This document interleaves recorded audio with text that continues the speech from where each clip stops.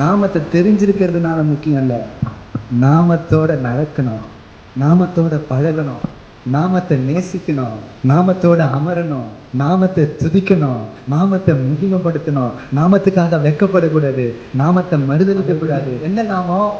இயேசுங்கிற அந்த ஒரு நாமங்க. எத்தனை வருஷம் வந்தாலும், எத்தனை பஞ்சம் வந்தாலும், எத்தனை கொள்ளைகள் வந்தாலும், எல்லா சூழ்நிலைக்கும் நீங்க யோசிக்கலாம், என் பிள்ளை ரட்சிக்கப்படுவாங்களா, என் மனைவி ரட்சிக்கப்படுவாங்களா, எங்களுக்கு ஒரு கணவர் ரட்சிக்கப்படுவாரா? எப்படிங்க அந்த நாமத்தினால முடியாது ஏதாவது இருக்காங்க?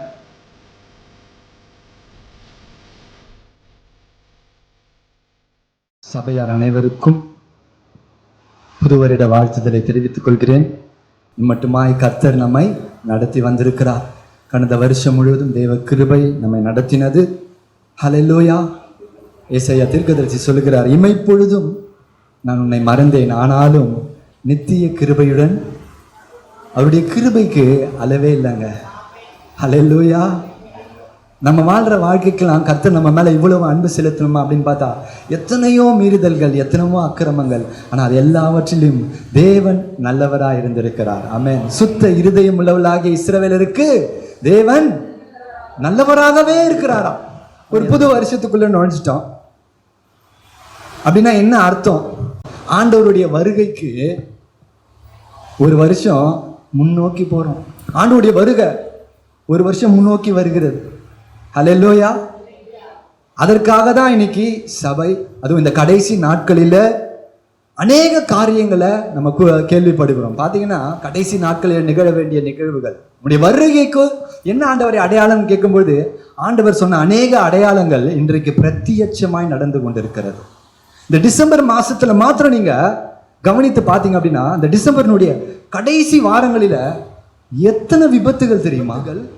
ஒவ்வொரு வருஷமும் ஆபத்துகளும், பூமி அதிர்ச்சிகளும், வெள்ளப்பெருக்கங்களும், அழிவுகளும் அதிகமாகி கொண்டே இருக்கிறது. ஏன்னா பிரியமானவர்களே, தேவனுடைய வருகை சமீபமா இருக்கிறது. இது ஆண்டவர் சீக்கிரத்துல வரப்போகிறார். ஹல்லேலூயா. 2000 வருஷத்துக்கு முன்னாடி 7 சபைகளுக்கு எழுதும்போது கர்த்தர் சொல்றார், இதோ சீக்கிரமாய் வருகிறேன். ஹல்லேலூயா. இன்னைக்கு 2000 வருஷம் கடந்து அவருடைய வருகை எவ்வளவு சமீபமா இருக்கிறது. ஹல்லேலூயா. இன்னைக்கு சபையா இருக்கிற நாம ஒரு வருஷத்துக்குள்ள நுழையணுன்றது பெரிய சந்தோஷம் இல்லை. ஒரு வருஷத்துக்குள்ள நுழையும் பொழுது அவருடைய வருகையை நம்ம இன்னும் பக்கத்துல போகிறோம். அவருடைய வருகைக்கு நம்ம இன்னும் நெருங்குகிறோம். அப்ப அவருடைய வருகைக்கு இன்னும் ஆயத்தம். போன வருஷம் பண்ண ஆயத்தம் பத்தாதுங்க. அதாவது ஒரு உதாரணமா சொல்றோம் அப்படின்னா, ஊருக்கு போறதுக்கு டிக்கெட் புக் பண்ணி வச்சிருக்கிறேன்னு வச்சுக்கோங்களேன். அந்த டிக்கெட்டு தேதி பக்கத்துல வர வர நம்முடைய ஆயத்தங்களை நம்ம எப்படி செய்யணும்? துரிதப்படுத்த வேண்டியது அவசியமா இருக்கும். ரொம்ப யதார்த்தமா நாள் இருக்கு அப்படின்னு சொல்லி நம்ம இருக்க முடியாது. இல்லை, அப்படி இருக்க மாட்டோம். அப்படி இருந்தா போக வேண்டிய பிரயாணத்தை நம்ம இழந்து விடுவோம். வாசிக்கலாம் ஒரு வசனம். அந்த படத்துக்கு போறதுக்கு முன்னாடி வெளிப்படுத்தின விசேஷம் 3வது அதிகாரம் 10வது வசனத்தையும் 11வது வசனத்தை யாராவது ஒரு சத்தத்தை உயர்த்தி வாசிங்க. வெளிப்படுத்தல் 3, 10, 11. என் பொறுமையை குறித்து சொல்லிய வசனத்தை நீ காத்துக்கொண்டபடியினால் பூமியில் குடியிருக்கிறவர்களை சோதிக்கும்படியாக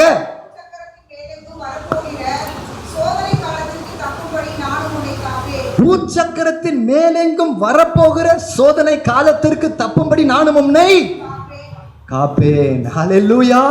அப்போ பூச்சக்கரம் எங்கும் ஒரு சோதனை காலம் வரும் பொழுதுங்க, அந்த சோதனை நம்ம சாதாரணமா எல்லா சோதனைகளை போல வருகிற சோதனை இல்லை. இப்ப நம்முடைய வாழ்க்கையில கடந்த வருஷத்துல அநேக சோதனைகளுக்குள்ள நம்ம போயிருப்போம். அப்படிப்பட்ட சோதனை இல்லை. பூச்சக்கரம் எங்கும் வரப்போகிற ஒரு பொல்லாத நாட்கள், ஒரு சோதனை நாட்கள், ஒரு உபத்திரவத்தின் நாட்கள். ஆனா கர்த்தர் சொல்றாரு, ஆனா அந்த உபத்திரவத்தின் நாட்கள்ல ஹல்லேலூயா, நீ என் வசனத்தை கை கொண்டினா, நீ என் வார்த்தையின்படி வாழ்ந்தீங்க அப்படின்னா ஹல்லேலூயா, அந்த உபத்திரவ நாட்களுக்கு நான் உங்களை தப்பு வைப்பேன். ஒன்றும் இல்லைங்க, ஒரு சின்ன உதாரணம் பாருங்க. சமீபத்தில் இந்த எம்டி ஜெகன் இப்போ போன வாரத்தில் ஒரு செய்தியை கொடுக்கும்பொழுது ஒரு காரியத்தை சொன்னாங்க. நம்ம வெளிப்படுத்தின விசேஷத்தில் வாசிக்கும் பொழுது 4வது குதிரை மங்கின நிற குதிரை.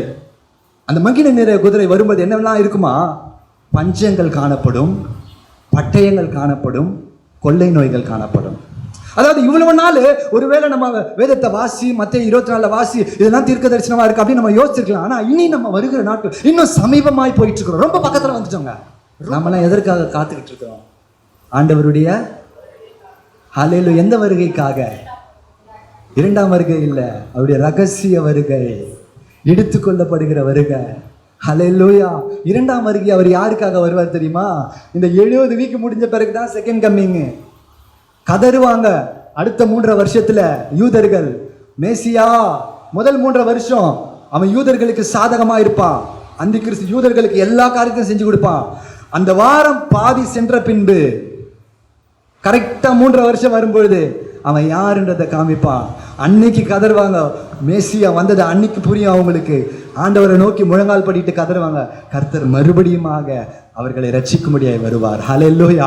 ஆனா பிரியமானவர்களே, சபை அதற்கு முன்னாடி எடுத்துக்கொள்ளப்படும். ஆமென். ஹல்லேலூயா. சபை இந்த இடத்துல அந்த அந்த அந்த கடிகாரம் துவங்குவதற்கு முன்பாக இந்த கிருபை நாட்கள்ல, சபை நாட்கள்ல சபை எடுத்துக்கொள்ளப்படும். ஹல்லேலூயா. கர்த்தர் நமக்கு பாதுகாப்பா இருப்பார். ஹல்லேலூயா. அப்போ அந்த உபத்திரவத்துல நீங்களும் நானும் தப்பிக்கணும் அப்படின்னா அந்த திருப்பி நம்ம வெளிப்படுத்தின விசேஷம் 3வது அதிகாரம் அந்த 10வது வசனத்தை மறுபடியும் வாசிங்க பார்க்கலாம். 3:10. என் பொறுமையை குறித்து சொல்லிய வசனத்தை நீ காத்து கொண்டபடியினால் பூமியில் குடியிருக்கிறவர்களை சோதிக்கும்படியாய் பூச்சக்கரத்தின் மேலெங்கும் வரப்போகிற சோதனை காலத்திற்கு தப்பும்படி நானும் உன்னை காப்பேன். அந்த நானும் யாருங்க? ஆண்டவராகிய. எங்கிருந்து தெரியுமா வருது? வாசிக்கலாம். வெளிப்படுத்தின விசேஷம் 1:17 வாசிங்களேன். அந்த நான் யாரு? நான் அவரை கண்டபொழுது செத்தவனை போல அவருடைய பாதத்தில் விழுந்தேன். அப்பொழுது அவர் தம்முடைய வலக்கரத்தை என்மேல் வைத்து என்னை நோக்கி, பயப்படாதே, நான் முந்தினவரும் பிந்தினவரும் உயிர் உள்ளவருமாய் இருக்கிறேன். மரித்தேன், ஆனாலும் இதோ சதா காலமும் உயிரோடு இருக்கிறேன். ஹல்லேலூயா. பிரியமானவர்களே, அந்த நானும் உன்னை தப்புப்பேன்னு சொல்றது வேற யாரு தெரியுமா? ஆண்டவராகிய இயேசு கிறிஸ்து. அப்போ இந்த உபத்திரவ நாட்கள், ஒருவேளை இந்த வருஷம் எப்படிப்பட்ட சூழ்நிலைகளுக்குள்ள நம்ம போக போறோம் தெரியல. எப்படிப்பட்ட பஞ்சங்கள், எப்படிப்பட்ட வியாதிகள், எப்படிப்பட்ட கொள்ளை நோய்கள் தெரியல, எப்படிப்பட்ட வெள்ளப்பெருக்கு வரும் தெரியாது. ஆனா ஒண்ணு தெரியுமா? கர்த்தருடைய பிள்ளைகளை பாதுகாக்கும்படியா கர்த்தர் ஏற்கனவே நமக்கு காரியங்களை ஆயத்தம் பண்ணி வைத்திருக்கிறார். ஹல்லேலூயா. கரங்களை தட்டி ஆண்டவருக்கு நன்றி செலுத்துவோமா? ஹல்லேலூயா. ஹல்லேலூயா. வாசிக்கலாமா? நீதிமொழிகள் 18வது அதிகாரம் 10வது வசனத்தை வாசிங்களேன். எல்லாருக்கும் தெரிஞ்ச வசனம். கர்த்தருடைய நாமம் பலத்த துருகம், நீதிமான். ஹல்லேலூயா. அப்ப ஆண்டவருடைய நாமம் பலத்த துருகமாய் நம்ம மறைந்து கொள்ளக்கூடிய எந்த சேதமும் அணுகாத ஒரு இடமாய் கர்த்தர் வைத்திருக்கிறார். நீதிமான்களாகிய நாம தான் அதற்குள்ள ஓடி என்ன செய்யணுமா? சும்மா ஒளிந்து கொள்ள வேண்டுமா? ஹல்லேலூயா. கர்த்தருடைய மகிமையில, கர்த்தருடைய பிரசன்னத்துல நம்ம மறைந்து கொள்ள வேண்டும். உனக்கு கொஞ்சம் பலன் இருந்தும் நீ என் நாமத்தை மறுதலியாமல். ஹல்லேலூயா. ஹல்லேலூயா. நான் உங்களெல்லாம் கேட்டா நீங்களாம் சொல்லுவீங்க, என் நாமத்தை மறுதலியாமல். நாங்க இது வரைக்கும் ஆண்டவராகிய இயேசு கிறிஸ்துடைய நாமத்தை மறுதலிச்சதே கிடையாது. ஆண்டவருடைய நாமத்தை மறுதலிக்கிறதுனா தெரியுமா? அவருடைய நாமத்துக்காக நம்ம எங்கேயாவது வெட்கப்பட்டாவே அவருடைய நாமத்தை மறுதலிக்கிறோங்க. சுவிசேஷ ஊழியம் செய்யணும், ஏதோ எந்த காரியத்துக்கெல்லாம் அவருடைய நாமத்து நிமித்தமா நான் எப்படி இதை செய்யறது, நான் எப்படி சொல்றது. நாங்கள் அல்லேலூயா கூட்டம், நம்ம அப்படிதான் சொல்லுவோம். ஆனா அல்லேலூயா சொல்றதுக்கு சத்தமே வராது. ஆண்டவர் சொன்னாரு, என் நாமத்துக்காக யாரெல்லாம் நிக்கிறானோ அவன் பேரை பிதாவின் இடத்துல நான் பேசுவேன். இதை வெளிப்படுத்தல விசேஷத்துல அப்படியே கீழே வாசிச்சு பாத்தீங்கன்னா, அவன் பெயரை நான் எழுதுவேன், அவனுக்கு ஒரு நாமத்தை தரிப்பிப்பேன், அவன் மாத்திரம் அறிந்து கொள்ளக்கூடிய ஒரு விசேஷித்த நாமத்தை அவனுக்கு நான் கொடுப்பேன். ஹல்லேலூயா.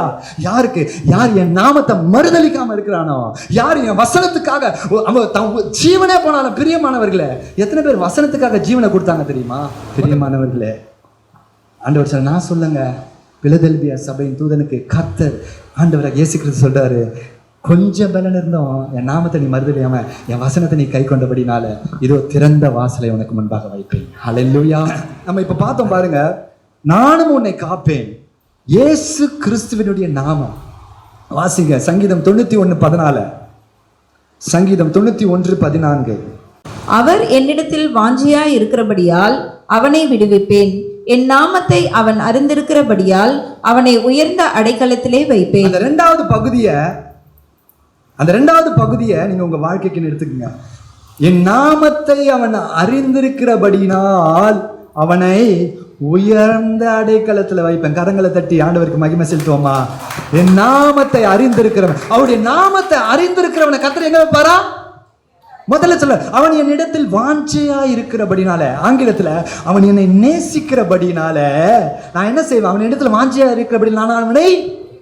அப்ப ஆண்டவர் யாரை விடுவிப்பேன்னு சொல்றாரு. நிறைய நேரத்துல நம்ம சிம்பிளா எடுத்துக்கிறோம்ல, நம்ம சில சூழ்நிலைகள் ஆண்டவரை கூப்பிட்டு வரலன்னா கோச்சிப்போம்ல. அவன் என் இடத்தில் வாஞ்சியா இருக்கிறபடி, என் இடத்துல வாஞ்சியா இருக்கிறவனை நான் விடுவிப்பேன். என் நாமத்தை அறிந்திருக்கிறவனை. கடைசியா நம்ம பார்த்து முடிக்க போறோம். என் நாமத்தை அறிந்திருக்கிறதுன்னா இப்ப பாருங்க, நம்ம சும்மா நிறைய நேரத்துல நம்ம என்ன யோசிச்சுக்கிறோம், எனக்கு இயேசுவின் நாமம் தெரியும், இயேசுவின் நாமத்துல நான் ஜெபம் பண்ண நிறைய செய்யறேன், ஆனா எதுவுமே நடக்க மாட்டேங்குது. ஆண்டவர் என் நாமத்தை அறிந்திருக்கிறபடினால, இப்ப ஒரு உதாரணமா சொன்ன அப்படின்னாலே, ஒரு நபரை எடுத்துக்கிட்டாங்க, ஒரு நபர், இந்த நபரை எனக்கு தெரியும். அப்போ இந்த நபரை அவங்களை எனக்கு தெரியும், நான் பார்த்துருக்கிறேன், நான் சந்திச்சிருக்கிறேன். இதுவும் ஆங்கிலத்தில் ஐ நோ ஹிம். இன்னொரு ஒரு வார்த்தை இருக்கும், ஐ நோ ஹிம் பர்சனலி. நான் அவனை அறிந்திருக்கிறேன் அப்படின்னா, நான் அவனோட பழகி இருக்கிறேன், நான் அவனோட பேசியிருக்கிறேன், அவனுடைய குணம் எனக்கு தெரியும், அவன் எப்படிப்பட்டவன் எனக்கு தெரியும், அவனோட என் நேரத்தை செலவு பண்ணேன். போன வாரம் அதான் நம்ம பேசணும், தேவனோட என் நாமத்தை அறிந்திருக்கிறவன். நம்ம நான் யோசிப்போம்ல, நம்ம அந்த வசனத்தை சொன்னா நமக்கு தான் உரித்தாதான். அவருடைய நாமத்தை அறிந்தவன் அவரோடு பழகுகிறவன், அவரோடு பேசுகிறவன், அவரோடு நேரத்தை செலவிடுகிறவன், அவருக்காக ஊழியம் செய்கிறவன், அவருக்காக ஓடுகிறவன், அவரையே எப்போதும் நினைத்து கொண்டிருப்பவன், அவரையே நேசிக்கிறவன். ஹல்லேலூயா. அவருடைய வசனத்தை வாசிச்சு அதை உள்ளத்துல வைத்து அதை கை கொள்ளுகிறவன், அவனுக்கு பேர் தான் என் நாமத்தை அறிந்திருக்கிறவன். ஹல்லேலூயா. இல்லை, எனக்கு இது ஆண்டவர் சொல்லி கொடுத்தாரு. நிறைய இடத்துல ஒண்ணுமே நடக்க மாட்டேங்குது. இயேசுவின் நாமத்தை சொன்னா, ஆனா அதே பவுல் இயேசுவின் நாமத்தை சொன்னா பிசாசு ஓடுது, அதே பேதுரு இயேசுவின் நாமத்தை சொன்னா சுகம் உண்டாகுது. பவுல் இயேசுவின் நாமத்தை சொன்னால, அவனுடைய உருமால்களையும் அவனுடைய கச்சைகளையும் கொண்டு போய் போட்டா பிசாசு ஓடுது, சுகம் உண்டாகுது. என்ன? அவருடைய நாமத்தை நம்ம அறிகிறவர்களா? ஹல்லேலூயா. என் நாமத்தை அவன் அறிந்திருக்கிறபடினால். இந்த வருஷம் ஜெபிக்கும்போது அதான் சொன்னேன், இந்த வருஷம் இந்த நாமத்தை நம்ம அறிந்து கொள்ளுகிற ஒரு வருஷமா. ஹல்லேலூயா. இந்த நாமத்தினுடைய மகிமை பிரியமானவர்களே, இந்த நாமம் எப்படிப்பட்ட நாமம் அப்படின்னா, யாத்திராகமம், இதெல்லாம் நீங்க நோட் பண்ணிக்கோங்க. யாத்திராகமம் 20:24, அவருடைய நாமத்தை பிரஸ்தாபப்படுத்தும் எந்த ஸ்தலத்திலும் நான் வந்து அவர்களை ஆசீர்வதிப்பேன். ஏன் நம்ம வாழ்க்கையில நடக்க மாட்டேங்குது? நிறைய நேரத்துல அந்த நாமத்தினுடைய மகிமையும் தெரியல, அந்த நாமத்தை நம்ம கூப்பிடுவதும் கிடையாது. எத்தனை பேர் எப்பவுமே இயேசுடைய நாமத்தை சொல்லிக்கிட்டே இருக்கிறோம்? வேதம் ஃபுல்லாங்க, வேதம் ஃபுல்லா. யாத்திராகமம் 20:24, யோவான் 14:15 சொல்லுகிறது, என் நாமத்தினால நீங்கள் எதை கேட்டாலும் பிதா மகிமைப்படும்படிக்கு குமாரன் அதை நான் உங்களுக்கு. ஹல்லேலூயா. அதை தொடர்ந்து நீங்க வாசிங்க அப்படின்னா, அதே யோவான் 16:24, நீங்க என் நாமத்தினால இது வரைக்கும் எதையுமே கேட்கல, ஆனா நீங்க கேட்டீங்கன்னா உங்கள் சந்தோஷம் நிறைவாகும்படிக்கு நான் உங்களை அதுக்கு கொடுப்பேன்றாருங்க. ஹல்லேலூயா. மத்தேயு 18வது அதிகாரத்துல, எங்கே 2 பேர் 3 பேர் என் நாமத்தினாலே கூடி இருக்கிறீர்களோ, எங்கே 2 பேர் நீங்க வேண்டிக் கொள்ள போகிற எந்த காரியத்துக்குரிய ஆகிலும் என் நாமத்தின் நிமித்தம் ஒருமனப்பட்டிருக்கிறீர்களோ, அங்க நான் இருப்பேன், அங்க நீ வேண்டிக் கொள்வதை உங்களுக்கு கொடுப்பேன். ஹல்லேலூயா. ஹல்லேலூயா. கரங்களை தட்டி அந்த நாமத்துக்கு, இயேசுவோட நாமத்துக்கு சகல முழங்கால்களும் நாவுகளை யாம அறிக்கையிடும் நாம. ஹல்லேலூயா. இந்த வருஷம் பிரியமானவர்களே, என்ன வாழ்க்கையில போராட்டம், என்ன பிரச்சனை வந்தாலும் ஒன்ன மறந்துடாதீங்க, நான் ஒரு நாமத்தை அறிந்து கொண்டிருக்கிறேன். ஒருவேளை அந்த நாமத்தை இதுவரைக்கும் நீங்க பெருசா அறிந்து இல்லாம இருக்கலாம், ஆனா இந்த வருஷம் நீங்க ஆண்டவர்கிட்ட கேளுங்க, ஆண்டவரே உங்க நாமத்தை எனக்கு வெளிப்படுத்துங்க, நான் உங்களோட நடக்க விரும்புகிறேன். அந்த நாமத்தை இன்னும் அதிகமா கொஞ்சம் யோசிச்சு பாருங்களேன். பேதுருடைய வாழ்க்கையில 3 வருஷம் நடந்துட்டான், ஆனா அவனுக்கு பலன் வரல. பரிசுத்த ஆவியானவர் வந்த பிறகு ஒரு சம்பவம் நடக்குது. பேதுருவும் யோவானும் அப்போஸ்தலர் 3வது அதிகாரத்துல அலங்கார வாசல் அப்படின்ற ஒரு வாசல் அருகே போறாங்க. அப்போஸ்தலர் 3வது அதிகாரத்துல அங்க போனா தாயின் கர்ப்ப 2வது வசனம் மாத்திரம் வாசிமா. அப்போஸ்தலர் 3:2,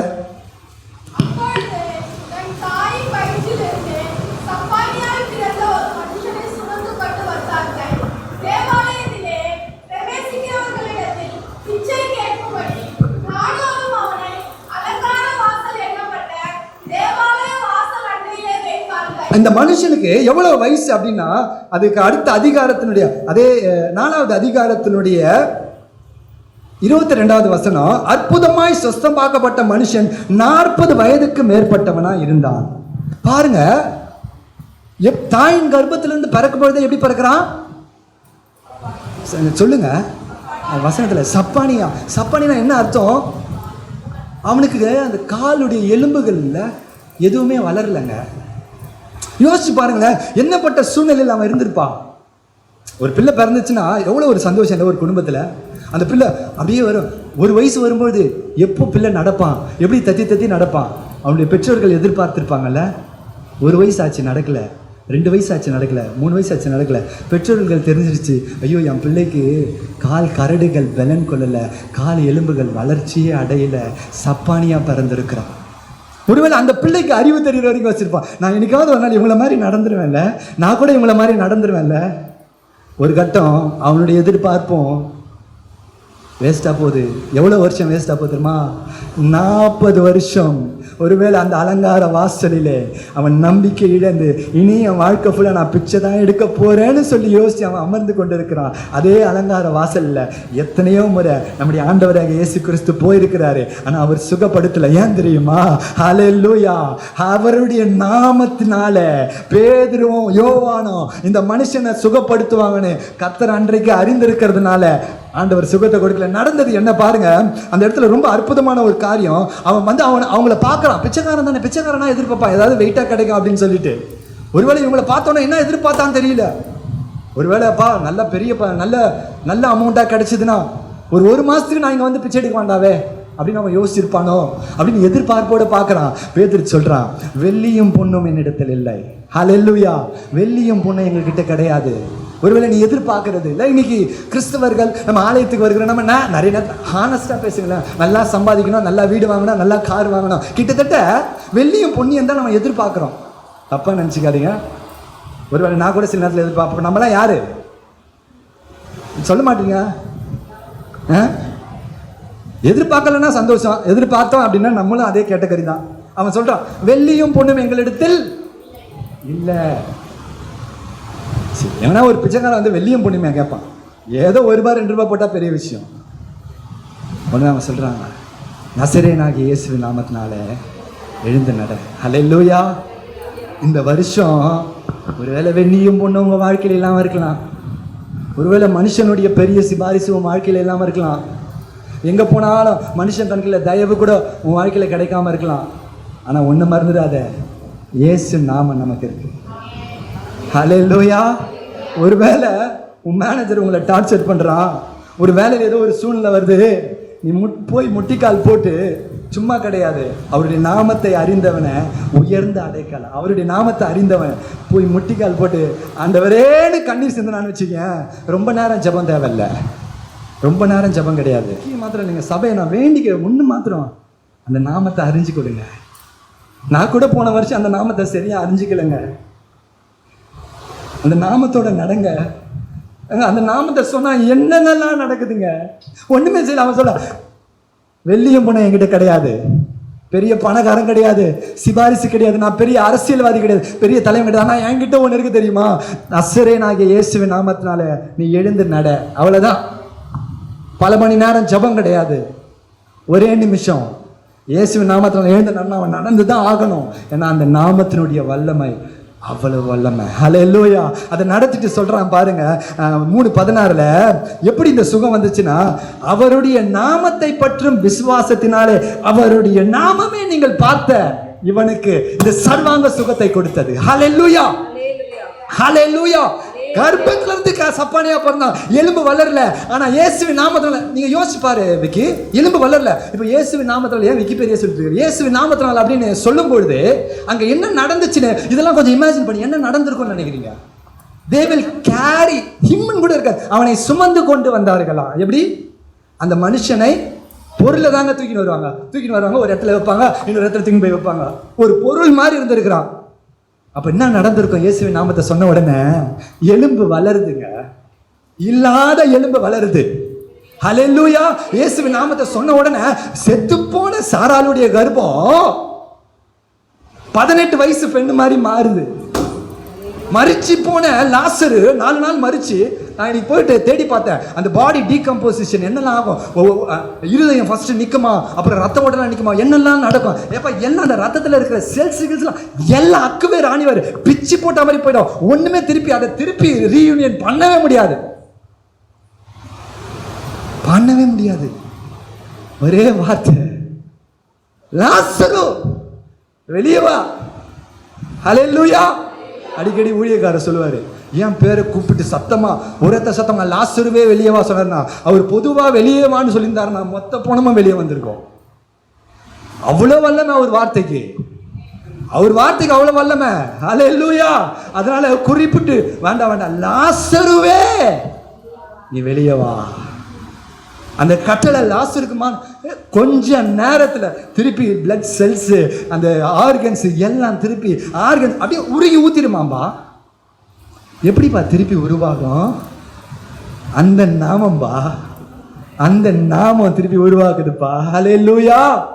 அந்த நாமத்தை குறிச்சு அந்த நாமத்தினுடைய மகிமை தெரியாம நம்ம நிறைய நேரத்தில் என்ன பண்ணிட்டு இருக்கிறோம் தெரியுமா? மனுஷங்க கிட்ட ஓடிட்டு இருக்கிறோம். ஹல்லேலூயா, ஹல்லேலூயா. 1 சாமுவேல் 17:45. யாராவது சீக்கிரமா 1 சாமுவேல் 17:45 தெரிஞ்ச சம்பவம். தாவீதை குறிச்சு. சரி நான் சொல்லிடுறேன், நீ பட்டயத்தோட ஈட்டியோட வர. ஹல்லேலூயா. நானும் நீ நிந்திக்கிற அங்க போட்டு இஸ்ரவேல் ஆகிய தேவனுடைய கர்த்தருடைய நாமத்தினாலே. இன்னைக்கு இந்த பட்டயத்தை நீங்க நானும் எடுக்கிறதே இல்லை. சத்ரு வந்தான்னா மடங்கடிக்கப்பட்டவர்களை போல ஓடி, அதாவது சத்ருன்னா நேரடியாக வர்றது கிடையாது, ஏதோ ஒரு பிரச்சனை கொண்டு ஓடி போய் ஒளிஞ்சிக்கிறோம் நாம. அதே சத்ரு அந்த இடத்துல கோலியாத்து. இன்னைக்கு நமக்கு எத்தனை கோலியாத்து இருக்கு நம்ம வாழ்க்கையில்? எவ்வளோ கோலியாத்து வேலை செய்கிற இடத்துல எங்கே போனாலும் கோலியாத்து இருக்க தானே செய்கிறான். ஆனால் என்னைக்காவது இந்த பட்டயத்தை நம்ம எடுக்கிறோமா? நீ எடுத்து வர பட்டையை நீ ஈட்டி, நீ என்ன வேணா எடுத்துட்டு வா. நான் என்கிட்ட இருக்கிற பட்டை என்ன தெரியுமா? நீ நிந்திக்கிற அந்த நாமத்தினால வர வேண்டாம். ஹல்லேலூயா, ஹல்லேலூயா. அந்த நாமத்தினுடைய வல்லமை அப்படிப்பட்ட வல்லமை. ஹல்லேலூயா. அப்போஸ்தலர் 16:18 நம்ம வாசிக்கும் போது இல்லை, நீங்க வீட்டில் வாசிச்சு பாருங்க. 16வது அதிகாரம் 18வது வசனத்துல குறி சொல்லுகிற ஒரு ஆவியுடைய ஒரு ஸ்திரீ, அவங்க இந்த லீதியாளுக்கு சுவிசேஷத்தை சொல்லி அவங்கள ரட்சிப்புகளை நடத்திட்டாங்க. அதே ஊர்ல அந்த ஸ்திரீ இருக்கிறாங்க. பவுலும் பர்னபாவும் போகும்போது வரும்போதெல்லாம், அதான் நிறைய நேரத்தில் அந்த வசனத்தை வாசி பார்த்தீங்கன்னா ரொம்ப ஆச்சரியமா இருக்கும். பிசாசுக்கு இந்த நாமம் எப்படிப்பட்ட நாமம் தெரியுது. இயேசு கிறிஸ்து அந்த லேகியன் பிசாசு பிடிச்சு பார்க்கும்போது, காலம் வர்றதுக்கு முன்னாடியே நீ வந்துட்டீடா, எங்களை துன்பப்படுத்தவா வந்து. அப்போ நல்லா கவனிச்சு பாருங்க, பிசாசுக்கு அந்த நாமத்தினுடைய வல்லமை மகிமை. ஐயோ இது பயங்கரமான நாமனால தெரியுது. ஆனால் தெரிய வேண்டிய யாருக்கு தெரிய மாட்டேங்குது? தெரிய வேண்டிய நமக்கு தெரிய மாட்டேங்குது அந்த நாமத்தினுடைய மகிமை. ஹல்லேலூயா. வல்லமை அந்த நாமத்தினால சொன்னா நடக்கும். எப்போ? அவருடைய வசனத்தின்படி வாழணும், அவருக்காக உண்மையா இருக்கணும், அவருடைய நாமத்தை நம்ம அறிந்திருக்கணும். அவருடைய நாமத்தை அறிந்திருக்கிறது நான் என்னன்னு சொன்னேன் பாருங்க. இந்த இடத்துல பிசாசை துரத்தினா போ, நசர் இதேதான் இயேசுவின் நாமத்தினால போ. ஒரே அவருடைய நாமத்தை அறிந்தவன். ஹல்லேலூயா. அதுல ஒரு நல்ல ஒரு தமாஷான சம்பவம் நடக்கும். அப்போஸ்தலர் 19:16 ஒரு யூத கூட்டம் ஒன்று, அவங்க வந்துட்டு என்ன பண்ணுவாங்க, அவங்களும் பிசாசு துரத்துறேன்னு சொல்லிட்டு பிசாசு துரத்துவாங்க. நீங்கள் வீட்டில் படித்து பார்த்தீங்கன்னா தெரியும். வாசிங்க அப்போஸ்தலர். நான் அதுக்குள்ளே சோர்ந்து போயிட்டீங்க, பிரசங்கம் பண்ணுற நானே சொல்ல போகல. ஹல்லேலூயா. அப்போஸ்தலர் 19:16. பொல்லாத ஆவியை உடைய மனுஷன் அவர்கள் மேல் பாய்ந்து பலாத்காரம் பண்ணி அவர்களை மேற்கொள்ள அவர்கள் நிர்வாணிகளும் காயப்பட்டவர்களுமாகி அந்த வீட்டை விட்டு ஓடி போனார்கள். அதாவது தமிழ்ல சொல்லனா துண்டை காண துணியை காணன்னு வர்றான். என்ன செஞ்சாங்க தெரியுமா இவங்க? இந்த பவுலு பயங்கரமா அற்புதம்லாம் செய்யறாரு. இவங்கெல்லாம் வந்துட்டு, அதாவது இதுதான் வித்தியாசம். நாமத்தை தெரிந்திருக்கிறவனுக்கும் நாமத்தை அறிந்திருக்கிறவனுக்கும். இவன் நாமத்தை தெரிஞ்சிருக்கிறான், பவுல் துரத்துனா போது. அப்ப இவங்க வந்துட்டு என்ன பண்றாங்க, அதே மாதிரி அந்த பிசாசை பவுல் துரத்துகிற இயேசுவின் நாமத்தினால பிசாசு இப்போ அப்படின்னு ஒன்று அந்த பிசாசு அங்கிருந்து பேசுது. எனக்கு பவுலையும் தெரியும், பவுல் துரத்துற இயேசுவின் நாமமும் தெரியும். யார் சொல்றா? அங்கிருந்து அடிச்சு விரட்டி. ஏன்? நாமம் தெரியும், நாம அறியலை. இதுலேருந்து என்ன கற்றுக்கலாம்? எங்கேயாவது போய் ஜெபம் பண்ணுறதா இருந்தால் கொஞ்சம் பார்த்தே பண்ணுங்க. ஆமாம், டக்கு டக்குன்னுலாம் கிடையாது. யோசிச்சு பாருங்க, பிசாசு பேசுது, ஏய் நீ யாரு? இந்த மாதிரி நான் நிறைய சந்திச்சிருக்கிறேங்க. அதை நான் டைரெக்டாக சந்திக்கல, கேள்விப்பட்டிருக்கேன். அதுக்கு எல்லாம் நீ யாரு, இதுக்கு முன்னாடி நீ எங்கே இருந்துட்டு வந்த, தினேஷை கேட்டால் அந்த மாதிரி நிறைய கதை சொல்லுவார். அவமானப்படுத்துகிறோம் பிசாசு. ஏன்? நாமத்தை தெரிஞ்சிருக்கிறதுனால முக்கியம் இல்லை, நாமத்தோட நடக்கணும், நாமத்தோட பழகணும், நாமத்தை நேசிக்கணும், நாமத்தோட அமரணும், நாமத்தை துதிக்கணும், நாமத்தை மகிமைப்படுத்தணும், நாமத்துக்காக வெட்கப்படக்கூடாது, நாமத்தை மறுதளிக்கக்கூடாது, நாமத்துக்காக போய் நிற்கணும். ஹல்லேலூயா. எந்த நாமம்? இயேசு என்கிற அந்த ஒரு நாமங்க. அந்த நீங்கள் போகிற இடத்துலலாம் அந்த நாமத்தை பைத்தியம் மாதிரி சொல்லிட்டு போங்க. அந்த நாமம் நம்மளை இந்த வருஷம் ஃபுல்லாக, இந்த வருஷம் இல்லைங்க, எத்தனை வருஷம் வந்தாலும், எத்தனை பஞ்சம் வந்தாலும், எத்தனை கொள்ளை நோய் வந்தாலும், எல்லா சூழ்நிலைக்கும் நீங்கள் யோசிக்கலாம், என் பிள்ளை ரட்சிக்கப்படுவாங்களா, என் மனைவி ரட்சிக்கப்படுவாளா, என்னுடைய கணவர் ரட்சிக்கப்படுவாரா? எப்படிங்க அந்த நாமத்தினால முடியாதது ஏதாவது இருக்குதாங்க? இது வரைக்கும் அந்த நாமம் செய்ய முடியாதது ஏதாவது இருக்கா? நீங்கள் நம்புனீங்கன்னா அந்த நாமம், அந்த பரிசுத்த நாமம், அந்த இயேசுவின் நாமம் அதை செய்து முடிக்குங்க. ஹல்லேலூயா, ஹல்லேலூயா. அந்த நாமத்தை அறிந்து கொள்ளுங்கள். வாசிக்கலாம், கடைசியாக வாசி நான் முடிக்கிறேன். சங்கீதம், இதை நீங்கள் உங்களுடைய வார்த்தையால் நீங்கள் எடுத்துக்கொண்டு போங்க. வாக்கு தத்துவம்னு கிடையாது, வேதமே ஃபுல்லாக வாக்கு தத்துவம் தான். சங்கீதம் 91:14. அவன் என்னிடத்தில் வாஞ்சியாய் இருக்கிறபடியால். அந்த அவன் யாரு? உங்கள் பேரை போடுங்க, உங்கள் பேரை எழுதிக்குங்க. திருப்பியும் விக்கி பேர் வருது இல்லை? விக்கி என்னிடத்துல வாஞ்சையாய் என்னை நேசிக்கிறான். அன்பு, என் பேரை சொன்னாவே அழுவான். நீங்கள் எத்தனை பேருங்க ஏசப்பா பேரை சொன்னால் அழுவீங்க? எத்தனை பேருக்கு ஆராதிக்கும் போது ஆண்டவருடைய அன்பை பார்த்தா அப்படியே கண்ணில் தண்ணியாக ஊற்றுமா? நான் இதெல்லாம் நம்ம கண்டுபிடிச்சிக்கலாம். அவன் யார் தெரியுமா? அவன் தான் அவரிடத்துல வாஞ்சையா இருக்கிறவன். அவன் என்னிடத்தில் வாஞ்சையா இருக்கிறபடி நான் அவனை விடுவிப்பேன். அப்போ விடுவிப்பேன்னா அப்போ அவன் வாழ்க்கையில் பிரச்சனை வரும் போல இருக்குல்ல. தாவீது வாழ்க்கை ஃபுல்லாக பிரச்சனை வரும், ஆனால் ஆண்டவர் சொல்றாரு, நான் விடுவிப்பேன். அடுத்தது, என் நாமத்தை அவன் அறிந்திருக்கிறபடியால். என் நாமத்தை அவன் அறிந்திருக்கிறபடினால. ஒருவேளை பிரியமானவர்களே, நான் நாமத்தை ரொம்ப அறிஞ்சவன் கிடையாது, உங்களில் ஒருவனாக வந்து நிற்கிறேன். ஆனால் இந்த வருஷம் நீங்கள் ஆண்டவர் கேளுங்க, ஆண்டவரே உங்கள் நாமத்தை நாங்கள் அறியும்படியாக அறியணும். அந்த நாமத்தினால இதுவரைக்கும் செய்யாத காரியங்கள் ஒன்றில் சுந்தரி பேசுறா, ஸ்கூலில் போய் அவங்க நிற்கிறாங்கன்னா அந்த நாமத்தினால நிற்க முடியாது. ஒருத்தவங்க நிற்க முடியாதுங்க. ஸ்தேவான் போய் நிற்கிறாங்க, அவனுக்கு விரோதமாக எத்தனை பேர் எழுதி வராங்க. அந்த நாமத்தினுடைய அபிஷேகம் அவன் மேலே வருது. வேதம் சொல்லுகிறது, ஒருவனும் அவனுக்கு எதிர்பேசக்கூடாதபடிக்கு அந்த நாமம் அவனை பாதுகாத்தது. அந்த நாமத்தினுடைய ஆவி, அந்த நாமத்தினுடைய வல்லமை. ஹல்லேலூயா. பரிசுத்த ஆவியானவங்க, இயேசுவின் ஆவி பரிசுத்த ஆவியானவங்க. ஹல்லேலூயா. அந்த நாமம் உங்கள் வாழ்க்கையில் பெரிய பெரிய காரியங்களை செய்யும். வெளிப்படுத்தினல் 3:10.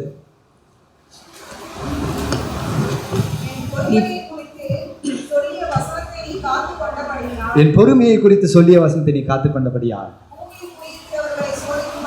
சோதிக்கும்படியாக பூச்சக்கரத்தின் மேல் எங்கு மரப்போகிற. ஆமென். ஹல்லேலூயா, ஹல்லேலூயா. சோதனை காலம் வரும், ஆனால் ஆண்டவர் அவருடைய வசனத்தின்படி நடக்கிறவர்களை அவர் காப்பாற்றுவார். ஹல்லேலூயா. எதற்கும் எந்த சூழ்நிலையும் பயப்படவானா. ஹல்லேலூயா, ஹல்லேலூயா. கண்களை மூடி கொஞ்ச நேரம் அந்த ஆண்டவருடைய அந்த நாமத்துக்கு ஸ்தோத்திரம் சொல்வோம்.